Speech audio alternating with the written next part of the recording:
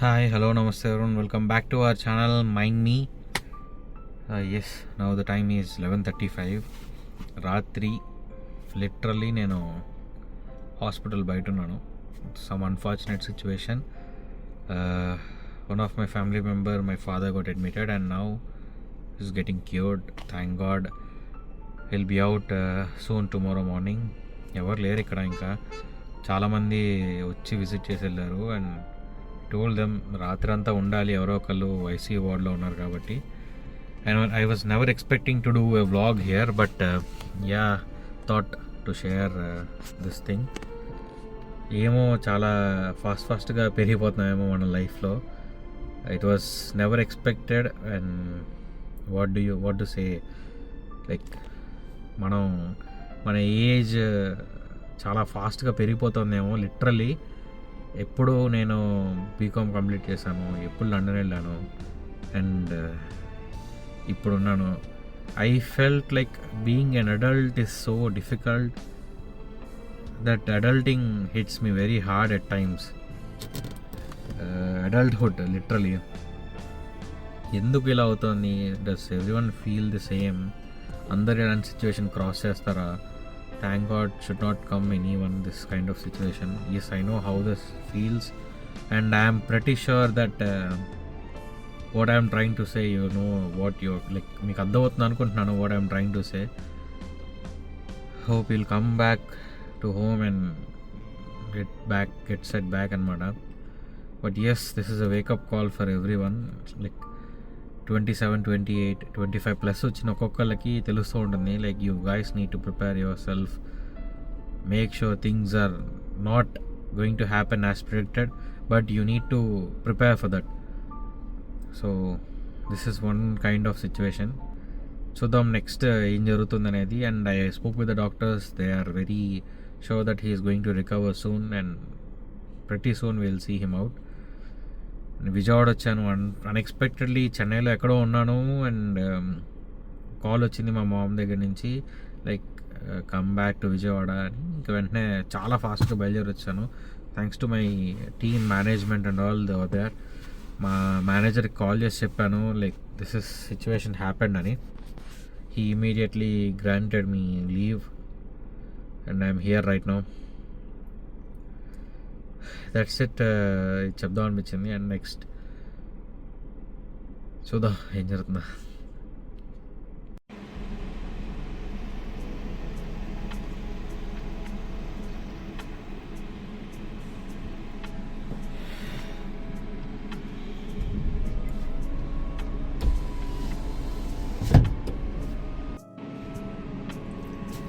It's 7:30 AM, still in car.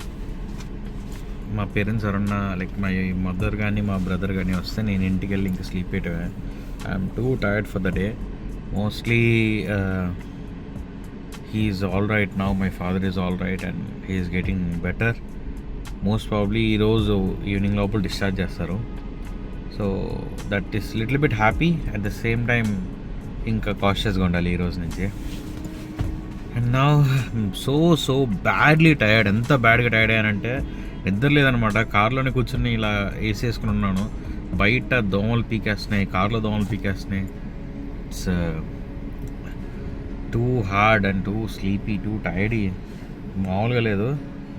వెళ్ళి పడుకుంటే మాత్రం హెవెన్లో ఉంటాను నేను. ఎంత డెస్పరేట్గా ఉన్నావు వెంటను. దానికి స్టాండ్ ఏదో ఒకటి తగలబెట్టచ్చు కదరా. టీవీ ఉంది, కనెక్ట్ చేసావు, సరే ఎలా పడితే అలా ఆడేసావరా ప్లే స్టేషన్ పెట్టి.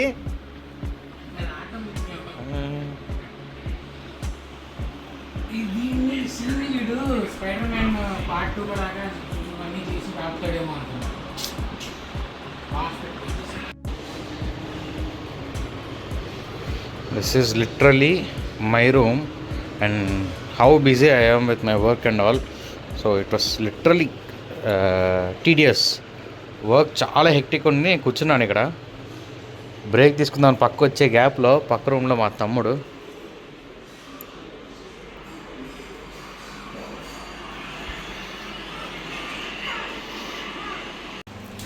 ఒక్కళ్ళకి కూడా బాధ్యత లేదు, ఒక్కళ్ళకి కూడా కొంచెం సెన్స్ లేదు. ఎరా చిన్ను 11:30కి షో పెట్టుకొని ఇంత లేట్గా స్టార్ట్ అవ్వాలా? ఇంకా 5 minutes సినిమా స్టార్ట్ అవుతుంది. అవసరం లేదు, నేను థియేటర్లో రెండోసారి చూడాలనుకుంటున్నాను. తొందరరా బయటికి.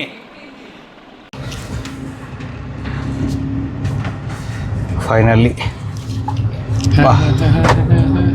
నేను పైత్యం అనాలో పిచ్ అనాలో తెలియదు. నన్ను థియేటర్లో తొందరగా తీసుకెళ్ళరా చిన్ను అన్నా. నేను డ్రైవ్ చేసేది నువ్వు కదా అన్న, నేను ఎలా తీసుకెళ్తా? నువ్వు ఇక్కడ నాకు సినిమా పెట్టి ఇదిగో ఇదే జరుగుతుంది ఇప్పుడు థియేటర్లో అంటే 15 minutes లేట్గా వెళ్తే నువ్వు 15 minutes ఏం జరుగుతుందో చూపిస్తావు నాకు.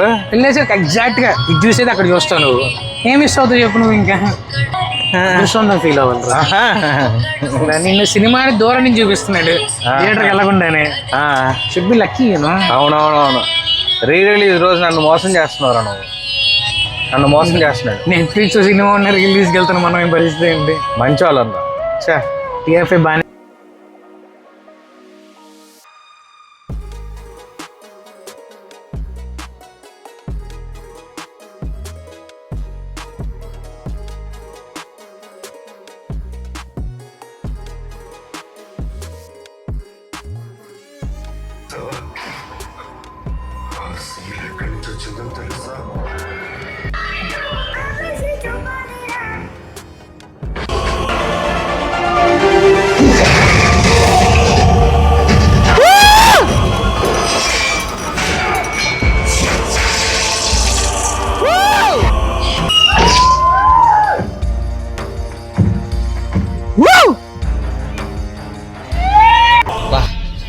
సినిమా అంతా డార్క్ ఉండి బయట రంగాన్ని ఇంత వెళ్తురు చూడలేకపోతున్నారా? నేను ప్రశాంత్ నన్ను మరీ గుడ్ ఆన్ చేసేస్తాడు. అది అంతే. ఇప్పుడు వచ్చింది సెకండ్ పార్ట్, ఎప్పటికి వస్తుంది? దాని తర్వాత దాని కంక్లూజన్ ఏం చేస్తాడు? శౌర్యాంగ పర్వం, దాని తర్వాత ఇంకో పార్ట్ ఉంటుందా? శౌర్యాంగ పర్వం తర్వాత ఏం చేస్తాడో మధ్యలో. ఇంకా వీటి కమిట్మెంట్స్ ప్రభాస్ చాలా ఉన్నాయి కదా. ఫౌజీ 6 సినిమాలు ఏమి ఉన్నారా? కల్కి 2, సలార్ 2, రాజాసాబు, ఫౌజీ. ఇప్పుడు కొత్తగా అమరన్ డైరెక్టర్ తో సినిమా ఉంది. అవును, మళ్ళీ పేరేంటి లోకేష్ కనకరాజ్తో కూడా ఉంది. సూర్యతో తీయాల్సిన డ్రీమ్ ప్రాజెక్ట్ వీటితో తీస్తారని చెప్పి అంటున్నారు. ఓహో, ఎన్ని సినిమాలు వెళ్తున్నాయో. వాడికి బాహుబలి తర్వాత సలార్ ఇచ్చినంత హైప్, సలార్ ఇచ్చినంత ఎనర్జీ ఆ టైంలో అసలు పీక్స్. ఆ కాటేరమ్మ ఫైట్ ఒక్కటే ఎన్నిసార్లు చూడొచ్చు సినిమా మొత్తానికి. చాలా మంది పైగా ఇంకా వాడు డైరెక్టర్ ప్రశాంత్ నీల్ అన్నాడు, నేను ఇంకా ఎక్స్పెక్ట్ చేశాను, కాకపోతే అనుకున్న రీచ్ ఇంకా నాకు అనిపించలేదు. సో నేను పార్ట్ 2 అయితే డిసప్పాయింట్ చేయను ఖచ్చితంగా. ఆడు పర్టికులర్ ఒక సీన్ కూడా చెప్పాడు, ప్లాస్టిక్ కత్తి వాళ్ళ అమ్మ పట్టుకుంటుంది కదా, దానికి రీజన్ ఎందుకు అనేది మీకు సెకండ్ పార్ట్లో అర్థమవుతుంది, ఎందుకు అంత రియాక్ట్ అయ్యింది. వాడు 6 తర్వాత లేట్ వచ్చినా కూడా ఎందుకు ఒక్క నిమిషం లేట్ అయినా ఎందుకు అంత రియాక్ట్ అవుతుంది అనేది నేను డీటెయిలింగ్గా మీకు సెకండ్ పార్ట్లో క్లారిటీ చెప్తాను. నాకు మళ్ళీ వాడు నువ్వు బాగా ఆలోచిస్తే ఒకే ఒక్క సీన్ నాకు క్లారిటీగా అర్థం కాదు ఏంటంటే, అది చాలా మెయిన్ డీటెయిల్. అక్కడ వీడు ఫ్లాష్ బ్యాక్స్ అప్పుడప్పుడు కట్ చేసి చూపిస్తుంటాడు కదా, దాంట్లో క్యాటరింగ్ ఫైట్ చూపిస్తూ ఉంటాడు, మధ్యలో ఒకటి మాత్రం సరిగ్గా చూపిడు.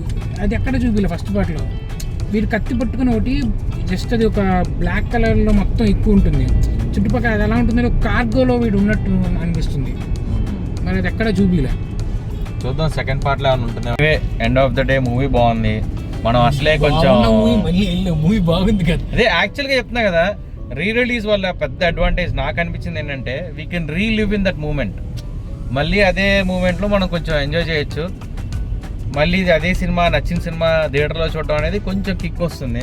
మనం ఉన్న సిచ్యువేషన్స్ నుంచి బయటకు వచ్చి మళ్ళీ ఎనర్జైజ్ అయ్యి వెళ్ళచ్చు. అసలే మనం కొంచెం 2 days నుంచి హాస్పిటల్లో ఇల్లు అని తిరుగుతూ కొంచెం డౌన్లో ఉన్నాం కదా, అన్నీ కొంచెం బయటకు వస్తాం. అదే కొంచెం అడ్వాంటేజ్ అయింది ఇప్పుడు నాకు. డిశ్చార్జ్ అయిపోయారు డాడీ, అంతా బెటరే కానీ. But yeah, anyways, this is the end of the video. I hope you like this video guys. Bye. See you in the next vlog. Don't forget to subscribe our channel. Bye. Bye.